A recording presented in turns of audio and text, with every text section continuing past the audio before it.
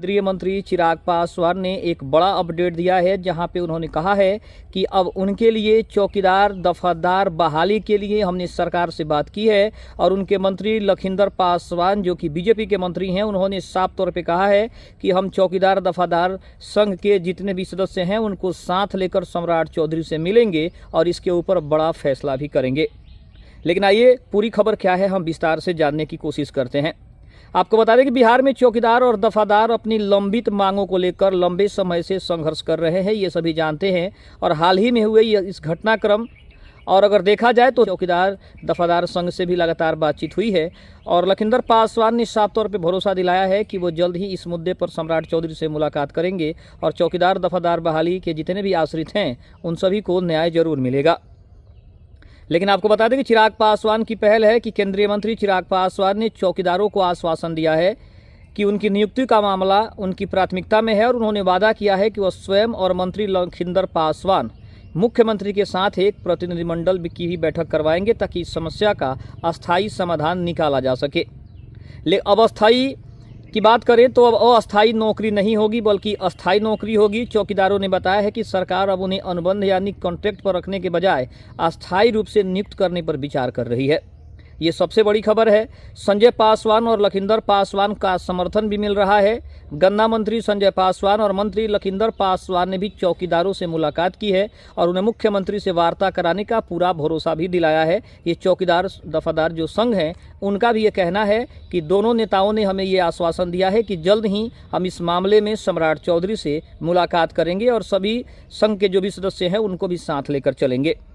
अगर चौकीदारों की प्रमुख मांगों की बात करें तो अनुकंपा के आधार पर नियुक्ति की मांग है। 1990 के बाद से सेवानिवृत्त हुए या फिर सेवा के दौरान मृत चौकीदारों के आश्रितों जैसे पुत्र हो, पत्नी हो, बेटा हो, बेटी हो या फिर घर का कोई अन्य सदस्य हो जो उस नौकरी के लायक हो, उसे नौकरी मिलनी चाहिए। अनुकंपा के आधार पर उनकी बहाली की जाए, ये चौकीदार संघ की जो है वो मांग है। वहीं अगर बात करें तो उम्र में छूट की भी बड़ी बात कही जा रही है। जिन आवेदकों की उम्र सीमा पिछले 10 वर्षों के लंबित मामलों के कारण समाप्त हो गई है उन्हें भी विशेष छूट दी जाए, ये उनकी मांग है।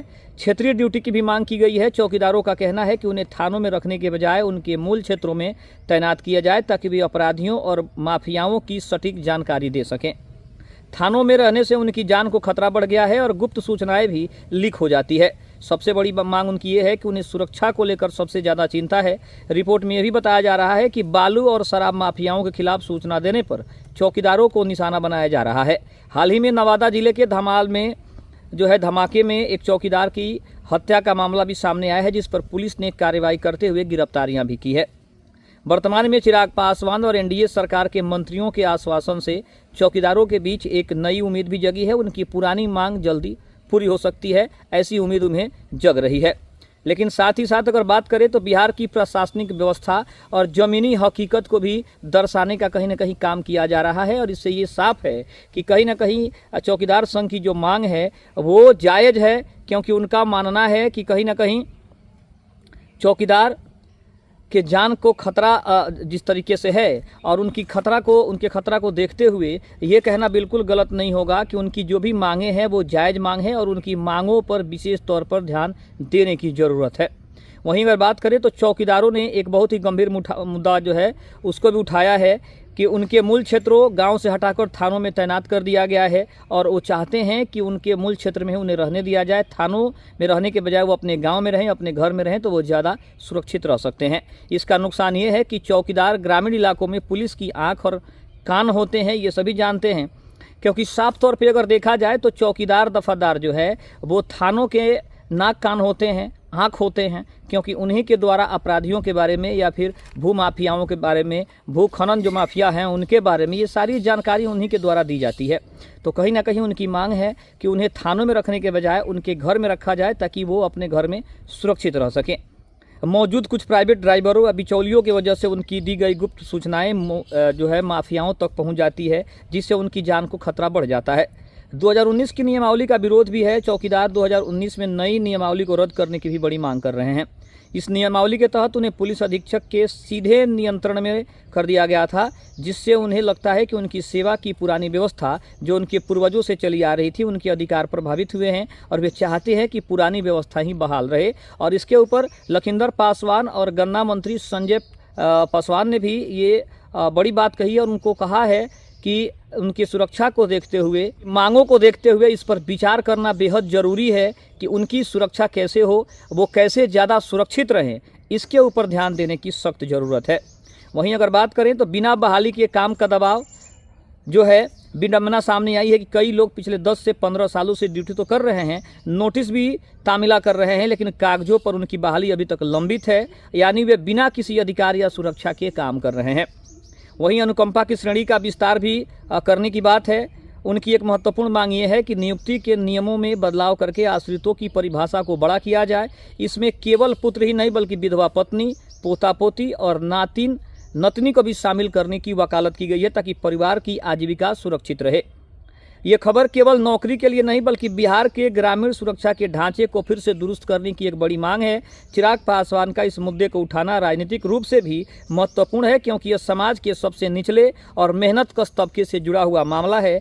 और दूसरी तरफ अगर हम बात करें तो कहीं ना कहीं चिराग पासवान ने पहले भी भरोसा दिलाया था कि उनकी मांगों को लगातार उठाने का प्रयास किया जा रहा है और उनकी जो भी डिमांड है उस डिमांड को पूरा करने का भी प्रयास किया जा रहा है। और इस दिशा में मंत्री लखिंदर पासवान जो कि बीजेपी के मंत्री हैं और संजय पासवान जो कि लोजपा रामविलास के मंत्री हैं, अब की बार के भी कैबिनेट विस्तार में इन सभी को अहम स्थान दिया गया है, अहम जिम्मेदारी दी गई है कैबिनेट में। तो कहीं ना कहीं चिराग पासवान ने इस मुद्दे को बहुत पहले से उठाना शुरू किया है और आगे भी जो उम्मीदें हैं, ये कहा जा रहा है कि उन आश्रितों को उनका हक मिल जाए, क्योंकि ये लंबे समय से मांग है। और 1990 से अगर देखा जाए तो कहीं ना कहीं ये लगातार मांगें उठ रही हैं कि आश्रितों को मांग है, जो उनका हक है, उनको हक मिलना चाहिए। तो कहीं ना कहीं अब जाके ये लग रहा है कि चौकीदार दफादार बहाली में जो भी आश्रित हैं, उन आश्रितों को जल्द से जल्द नौकरी मिलेगी, उन आश्रितों को उनका हक मिलेगा। और सम्राट चौधरी की सरकार जो कि नई सरकार बनी है, नए कैबिनेट का विस्तार हुआ है, इसके ऊपर जल्द फैसला करेगी। क्योंकि चाहे वो हमारा चैनल हो, सारे चैनल हैं जो इस मुद्दे को लगातार उठाने का प्रयास कर रहे हैं। उन आश्रितों को उनका हक मिल जाए, इसके लिए सभी लोग प्रयास कर रहे हैं। और कहीं ना कहीं इस मुद्दे को सरकार के पास पहुंचाने में इन चैनलों का बेहद ही महत्वपूर्ण स्थान है, उनका योगदान बहुत बड़ा है। तो कहीं ना कहीं उन आश्रितों को उनका हक मिले, ये हम सभी यही चाहते हैं, क्योंकि लंबे समय से जो उनकी मांग है, उनकी मांग पूरी हो जाए तो हमें लगता है कि हमारे जो चैनलों का जो मुख्य उद्देश्य है वो कहीं ना कहीं पूरा हो जाएगा। तो हम एक बार फिर से ये उम्मीद लगा बैठे हैं कि आश्रितों को उनका हक मिलेगा, क्योंकि चौकीदार दफादार संघ के कुछ सदस्यों ने लखिंदर पासवान से मुलाकात की है, संजय पासवान से मुलाकात की है और उन्होंने साफ तौर पे यह भरोसा दिलाया है कि जल्द ही इस विषय में सम्राट चौधरी से वो मुलाकात करेंगे। और सम्राट चौधरी के तरफ से भी ये आश्वासन दिया गया है कि उनकी मांगों को माना जाएगा और जल्द से जल्द उनकी मांगों को पूरा किया जाएगा। जो भी आश्रित हैं उनको उनका हक जरूर मिल जाएगा। खबर अच्छी लगे तो चैनल को जरूर सब्सक्राइब करिएगा। तब तक के लिए धन्यवाद। जय हिंद, जय भारत।